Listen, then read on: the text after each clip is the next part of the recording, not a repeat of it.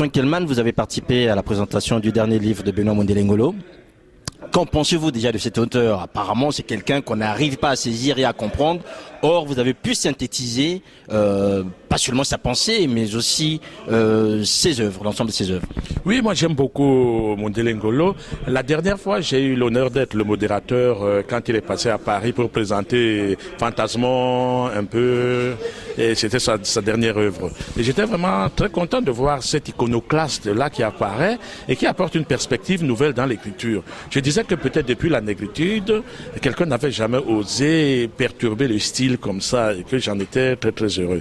Et effectivement, par exemple, la synthèse que je fais de l'homme, c'est un provocateur comme tout écrivain. Et Baudelaire définissait l'écrivain comme, il dit, le poète est semblable au prince des nuées qui hante la tempête et se rit de l'archer. Exilé sur la terre au milieu des huées, ses ailes de géant l'empêchent de marcher. L'auteur est toujours un peu au-dessus de la mêlée et puis forcément il va être coupable de quelque chose. On va lui reprocher quelque chose puisqu'il veut redresser d'une manière ou d'une autre la société. Et alors là, justement, comme je le disais, on trouvait du Cicéron chez Mondélé Ngolo parce que Cicéron, c'est un type qui a écrit les Catilinaires pour critiquer énormément un de ses adversaires politiques. On trouve de Voltaire dans son œuvre, parce que Voltaire c'était aussi quelqu'un qui voulait châtier les mœurs et qui titillait les gens énormément. On trouve du Molière là-dedans aussi, qui taquinait, qui transformait les noms des gens. Il disait Trissotin parce qu'il voulait parler de son ennemi, l'abbé Cotin. Donc on trouve l'écrivain, et Mondélé Ngolo excelle dans cet art, c'est qu'il va à la rencontre du public, il lui dit tout ce qu'il pense, et après vous dites, j'ai rien dit.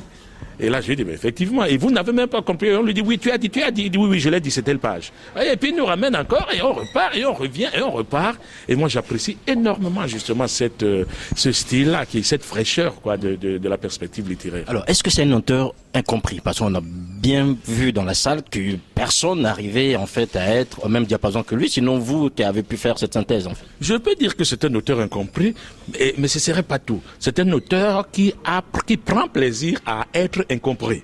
Et c'est tout ça, Mondélé Ngolo. C'est vraiment l'auteur artistique du terme où, quand vous voyez Guernica, si on ne vous dit pas que c'est les horreurs de la guerre, vous ne comprendrez rien de c'est quoi ce truc-là. Donc, Mondélé Ngolo, la première réaction de tout lecteur de Mondélé Ngolo, c'est quoi ce truc-là?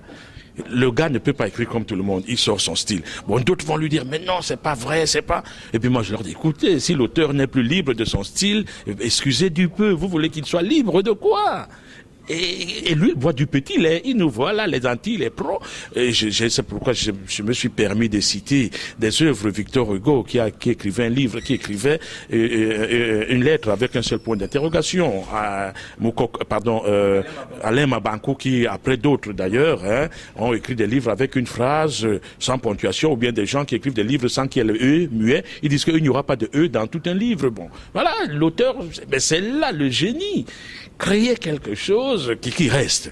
Et puis dans ce qu'il dit maintenant, il le dit à sa façon. Il va, il vient, il ramène, il repart, il sort, il entre. Il se permet même effectivement, comme le disait son homonyme Ngolo, il réussit à écrire un livre où, en fait, c'est pas celui qui écrit. Il nous prend et puis il écrit le livre avec ce que nous on a écrit. Et puis on est là, on regarde. Et puis les gens vont dire, ouais, tu as fait ceci. Ben oui, je l'ai fait. Voilà. Merci Gaston Kelman. Apollinaire Ngolo, vous avez participé cet après-midi à la présentation du dernier ouvrage de Benoît Mondélé Ngolo. Vous étiez le premier à intervenir et vous avez fait remarquer au public que finalement, Mondélé Ngolo n'a rien écrit dans ce livre. Est-ce que vous pouvez nous repréciser plus ou moins cette pensée, en fait? Oui, vous savez, quand ce livre démarre avec l'interview de M. Mondélé Ngolo dans Le Nouvel Observateur.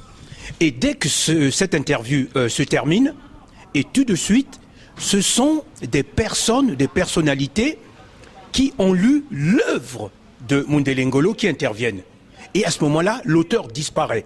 Et parmi ceux qui témoignent et qui ont lu cette œuvre, il y a qui? D'abord des femmes. Il y a beaucoup de femmes qui ont lu son œuvre et qui en témoignent. Et tout de suite après, des grandes pointures de la littérature quand même, Tati Loutard, Théophile Obenga, Letembe Ambili, et ça interpelle. Et puis ensuite, ses enfants également, qui ont lu, et ses petits-enfants, qui interviennent. Et lui, il n'intervient qu'à la fin du livre, pour essayer de conclure. Voilà. C'est pour ça que je disais qu'en fait, comme disait tout à l'heure Kelman, il s'est servi des témoignages de son œuvre, de ceux qui l'ont lu, pour pouvoir écrire un livre, en fait. C'est pour ça que j'ai dit, en fait, Mundele Ngolo n'a pas écrit ce livre, en fait, hein, parce que toutes les personnes qui témoignent sont citées dans le livre. Alors, si on les avait mis sur la couverture, je pense qu'il n'y aurait pas eu de place sur la couverture. Voilà. Alors, vous avez aussi constaté, plus ou moins dans la salle, cet auteur est incompris. Dans le sens où le débat qui a tourné autour de ce livre, en fait, revenait toujours sur sa non-culpabilité. C'est-à-dire qu'on n'arrive pas à comprendre de quoi est-il non coupable, malgré les explications. Est-ce que vous pensez qu'aujourd'hui, Mundele Ngolo amène un nouveau style dans l'écriture? Alors, ce qu'il faudrait préciser, c'est que pour comprendre un auteur, vous pouvez lire Baudelaire, Hugo, Molière, Chikaya Outamsi, Alain Mabankou, Sylvain Bemba. Pour comprendre un auteur, il faut comprendre sa vie. La vie de l'auteur détermine l'œuvre. Voilà. Alors, Mundele Ngolo, qu'est-ce qu'il est déjà? C'est un militaire, donc général. Il a été ministre.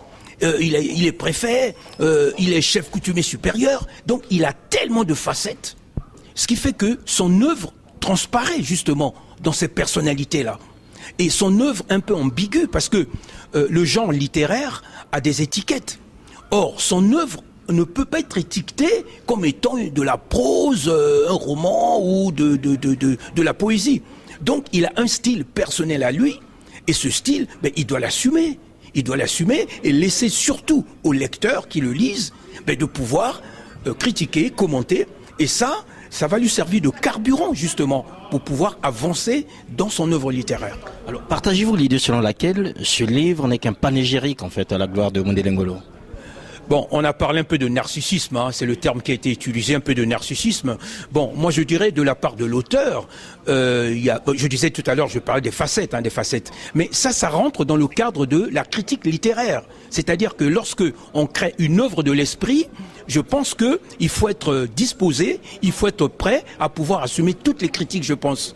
Et je pense que c'est ce qui permettra à l'auteur de pouvoir avancer justement dans la dialectique.